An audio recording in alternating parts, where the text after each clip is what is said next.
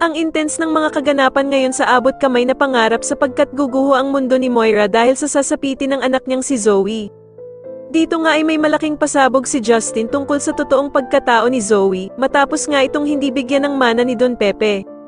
Samantala ay ikakagulat naman nila Aling Susan at Diyosa ang plano ni Lynette na papuntahin nga ng bahay nila itong si Zoe.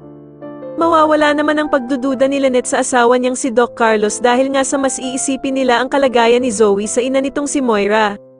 Dagdag naman ni Diyosa na pwede naman nga daw na mag-alala itong si Lynette pero wag lang sagad na sagad at tandaan nga daw nila na utak demonyo pa din itong si Zoe.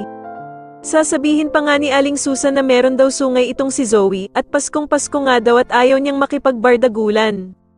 Sa kabilang banda naman ay magaganap na nga ang pagpapatawag ng abogado ni Don Pepe ng meeting para sa kanyang last will and testament.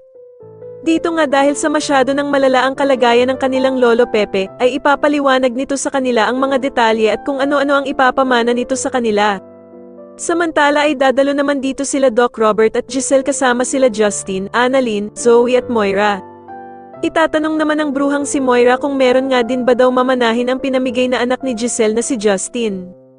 Dito nga ay mauunang sabihin ng abogado ang mga ipapamana kay Annalyn at ito nga ay mga lupain at 10 milyong piso. Ikakagulat naman ito ng sobra ni Moira at sasabihin nga nito na bakit daw pamamanahan si Annalyn samantalang anak lang naman daw ito sa labas.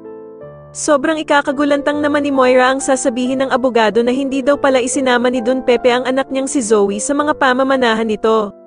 Sa tingin niyo dito na nga kaya magkaalaman na hindi totoong tanyag si Zoe at anak siya ni Doc Carlos at Moira, mas lalo na nga talagang nagiging exciting ang mga susunod na kaganapan kaya naman ay mas lalo pa nating abangan ang mas lalong gumigandang abot kamay na pangarap. Maraming salamat po sa inyong panonood at sana po ay mas subscribe niyo ako. Maraming salamat po.